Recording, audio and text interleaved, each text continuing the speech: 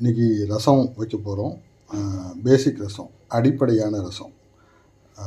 கொஞ்சமாக புளி, 2 தக்காளி, ஒரு சின்ன 5-6 பல்லு பூண்டு, ஒரு பச்சை மிளகாய், ஜீரகத்தூள், மிளகுத்தூள், மஞ்சள் தூள், கொத்தமல்லி நைஸாக கட் பண்ணி வச்சுருக்கேன்.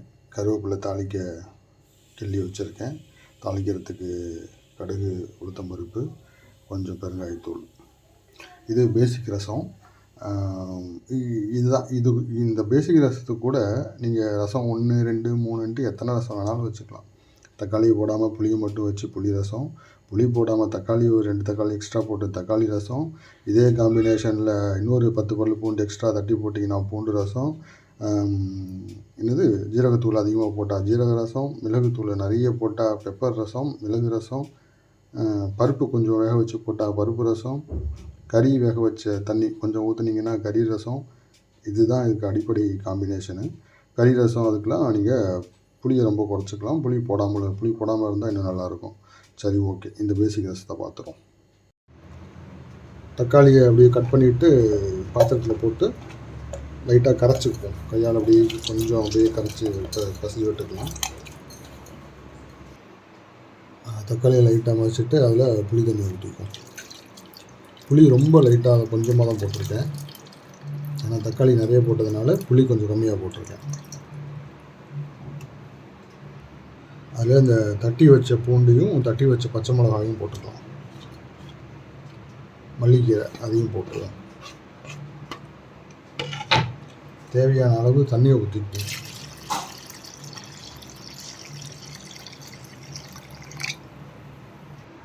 இப்போது கல் உப்பு, ரசத்துக்கு எப்போதுமே உப்பு கொஞ்சம் கூட தான் போடணும்.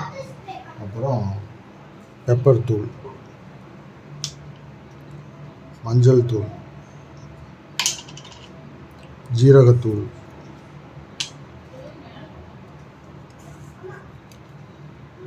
பெருங்காயத்தூள்,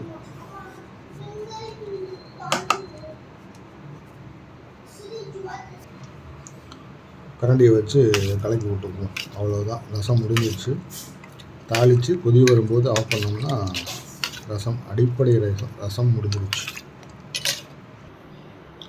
ரசம் தாளிக்கிற பாத்திரத்தை வச்சு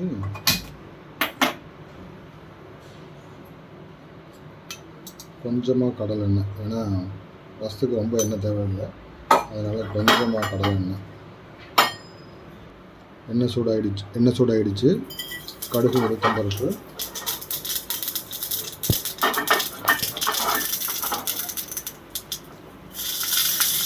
கருவேப்பிலை,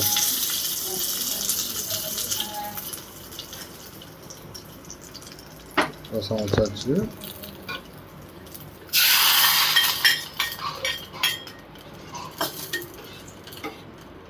அவ்வளவுதான்.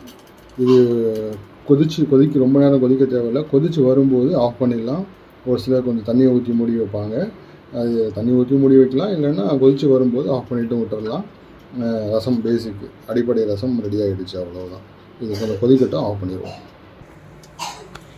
இந்த மாதிரி நுரைச்சி வரும்போது அடுப்பை ஆஃப் பண்ணிட வேண்டியதுதான். ஆஃப் பண்ணிவிட்டு மூடி வச்சுருவேன். விஷயம் என்னென்னா, இதை தாளிக்க தேவையில்லை, கொதிக்க வைக்க தேவையில்லை. இந்த கரைச்சிட்டு 1 மணி நேரம் வச்சுட்டு நீங்கள் சாதத்தில் ஊற்றி சாப்பிட்டாலும் ஆல்மோஸ்ட் இந்த டேஸ்ட் வந்துடும். என்ன கொஞ்சம் சூடாக ஊற்றி சாப்பிட்டா நல்லாயிருக்கும், அதுக்காக கொதிக்க வைக்கிறோம். ரசம் முடிஞ்சிடுச்சு. சிம்பிள், அடிப்படை ரசம் முடிஞ்சு போச்சு. இதில் எதை நம்ம தூக்கலாக போடுறோமோ அதுக்கு அந்த பேரை வச்சுக்கலாம். அவ்வளோதான். அந்த ரசத்தில் டேஸ்ட் பண்ணி பார்த்தா அருமையாக இருக்குது.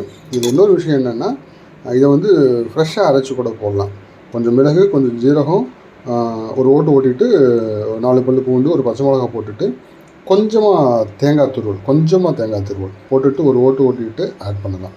அது இன்னும் கொஞ்சம் நல்லாயிருக்கும். அந்த தேங்காய் துருவல், கொஞ்சம் தேங்காய் போடுறது ரசத்துக்கு இன்னும் எக்ஸ்ட்ரா டேஸ்ட்டு கொடுக்கும். ரைட், இது அடிப்படை ரசம் முடிஞ்சிருச்சு.